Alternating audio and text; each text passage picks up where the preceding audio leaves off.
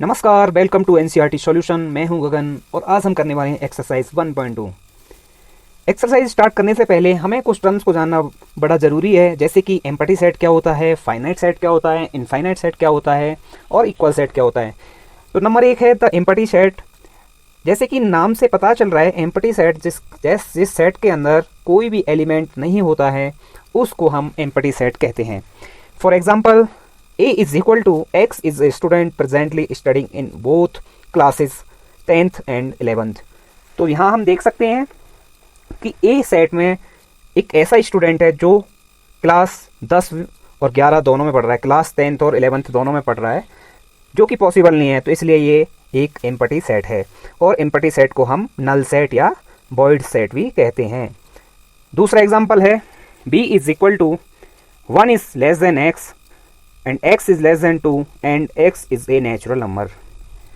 तो ये भी पॉसिबल नहीं है कि कोई ऐसा नंबर है जो 1 से तो बड़ा है लेकिन 2 से छोटा है और नेचुरल नंबर है। तो इसलिए सेट बी भी एम्पटी सेट है। चलिए आगे बढ़ते हैं। नेक्स्ट है फाइनाइट एंड इनफाइनाइट सेट्स। जैसे कि नाम से ही पता चल रहा है, फाइनाइट सेट जिस सेट के अंदर एलिमेंट्स फाइनाइट होते हैं। For example, let W be the set of the days of the week, then W is finite. क्योंकि हम एलिमेंट्स को काउंट कर सकते हैं, किसी सेट के अंदर अगर एलिमेंट्स को काउंट किया जा सकता है तो वो फाइनाइट सेट है, और अगर वो फाइनाइट नहीं है तो इनफाइनाइट होगा।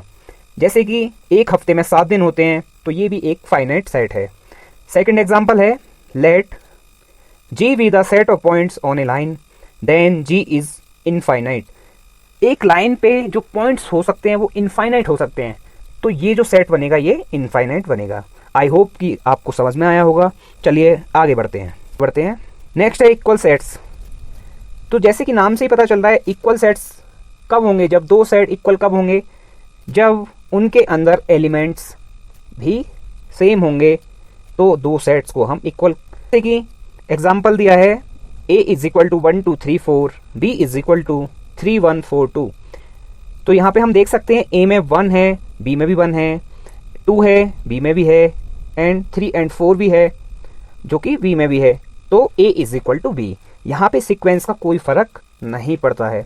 अगर कोई भी एलिमेंट किसी में ऐसा है कि जो दूसरे सेट में नहीं है, तो वो अनइक्वल सेट कहलाते हैं। चलिए अब एक्सरसाइज की तरफ बढ़ते हैं। तो पहला क्वेश्चन है, which of the following are examples of the null set. नीचे दिए गए क्वेश्चनों में नल सेट के एग्जाम्पल कौन से हैं। Number 1, set of odd natural number divisible by 2। जैसा कि आपको पता है ऑड नंबर क्या होता है, 1 3 5 7 9 एंड सो ऑन, जो कि 2 से नहीं कटते हैं, नहीं डिवाइड होते हैं, इसलिए ये नल सेट होगा। सेकंड क्वेश्चन है, set of even prime numbers. जानते हैं प्राइम नंबर्स कभी भी इवन नहीं होते, तो ये भी एक नल सेट है। Number 3, x is a natural number and x is less than 5 and x is more than greater than 7। तो ऐसा कोई नंबर एग्जिस्ट नहीं करता नेचुरल नंबर की जो 5 से तो छोटा है लेकिन 7 से बड़ा है, तो नल सेट हो जाएगा। Likewise number 4 question is, y is a point common to any 2 parallel line. जैसा कि आपको भी पता है कि 2 पैरेलल लाइन कभी भी इंटरसेक्ट नहीं करती हैं, तो उसमें कोई भी कॉमन पॉइंट नहीं होगा, इसलिए ये भी एक नल सेट है। चलिए आगे बढ़ते हैं। सेकंड क्वेश्चन है, which of the following sets are finite और इनफाइनाइट। जिसके एलिमेंट्स को हम काउंट कर सकते हैं। इनफाइनाइट सेट जिसमें इनफाइनाइट एलिमेंट्स होते हैं, जिनके एलिमेंट्स को हम काउंट नहीं कर सकते। नंबर फर्स्ट क्वेश्चन है, the set of months of a year.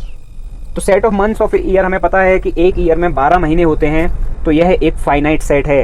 Number second question, 1 2 3 and so on, ये एक इनफाइनाइट सेट है क्योंकि इसमें नंबर ऑफ एलिमेंट्स इनफाइनाइट हैं, काउंटेबल नहीं है।